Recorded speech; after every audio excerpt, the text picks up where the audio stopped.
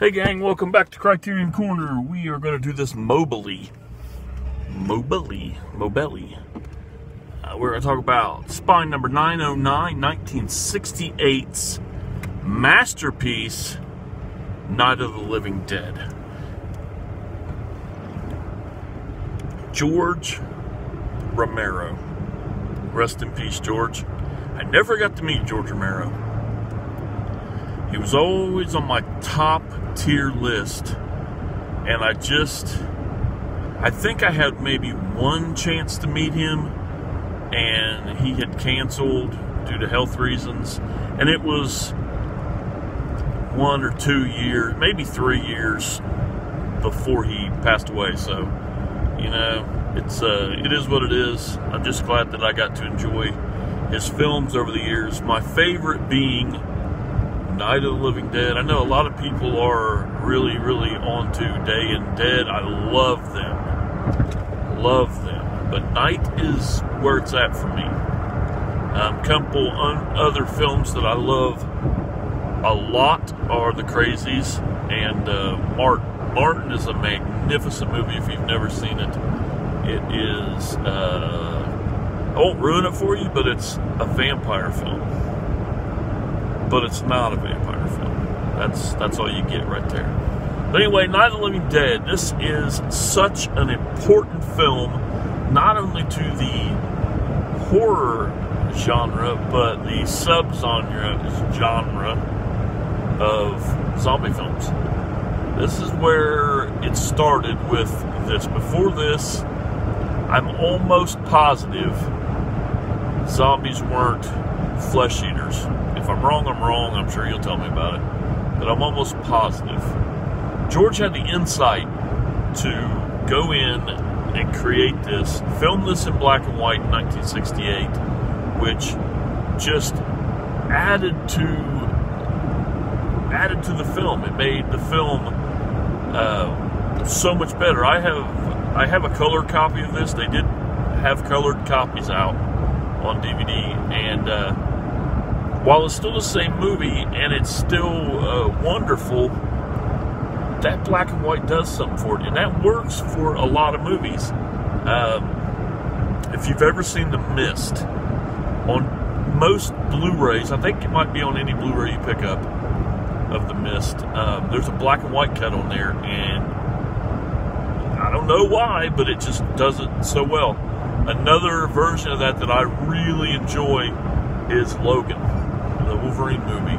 It has a noir version, and I think it's beautiful. But anyway, George wanted his film in black and white. He got it in black and white. It's cheaper that way. He was a very low budget film director, independent. Night of the Living Dead was basically filmed in his backyard with people he knew. Dwayne Jones is the standout star in this. Judith O'Day, beautiful woman, so nice. I got to meet her at Walker Stalker in Atlanta. I don't even remember when this was. But anyway, she was so nice. I mean, she is definitely a hugger. She hugged my whole family. She was just so pleased that we were there to see her. I mean, she's one of those people that you just love to see at conventions, you know. They are there for us. She was in this movie, and she knew we supported her, and she was so glad to see everybody. And that makes me really happy, you know, just to have met someone that was in this wonderful film. But anyway, Romero had another really powerful thing in this film that I don't think he really even thought this is going to be so historic and so, you know, just looked at. And that was hiring Dwayne Jones as the lead. A black man as the lead in 1968. And his name's not Sidney Poitier. His name is Dwayne Jones. Not only is the lead in this, he actually has a physical altercation with a white man, and That's just not heard of. That was just such an eye-opening thing. But when you hear people talk about George and even himself, he was just because he was good for the job. He was a great actor. He acted this role out perfectly. And I wish more people thought like that, but even in today's standards. But anyway, this is George and what George did. So we have a beautiful film about zombies that, just like most zombie films, is not really about the zombies. Sure, they eat people and they are a force to be reckoned with, but your problem lies in humanity.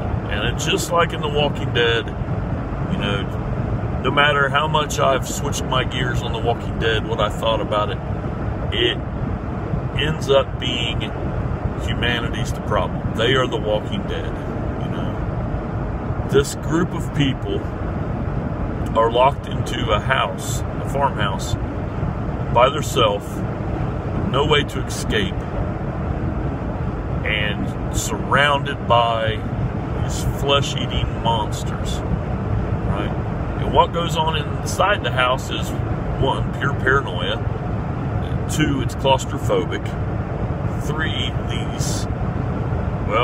the one asshole father to the little girl cannot believe that this black man's trying to give him orders and tell him, you know, hey, we need to do this, do that. Even though the dude has no clue what he's doing, hasn't helped a bit, and it's just caused problems, he's still upset that this man is telling him what to do. And that right there is the best part of this film. The inner conflict here, the dealing with humanity, but on the back burner we still have, you know, why am I dealing with this shit? I got them outside the door ready to eat my fucking skull in. You know, but I'm dealing with this asshole. And then we decide that, you know, when it's time to go get out, try to go find other survivors, asshole locks himself in the basement with his wife and his kid. His kid who is sick, dying, who ends up turning zombie herself, which is very, what's the word I'm thinking of? Karma hit him right in the mouth. So, yeah, just such a wonderful film. Criterion, this is funny, because if you go to Criterion.com, there you can sign up to be, you know, your profile page. And on the profile page, basically all you can do is put down the films you own, put down a wish list of film you wish. But when you fill your profile thing up, you pick a picture to put on there, and then it has a question: what film would you like to see Criterion have? Now, since I started this page, I've had Night of the Living Dead on there, and that was so weird when my friend Brandon told me, hey, Night of the Living Dead's coming to Criterion. I immediately went on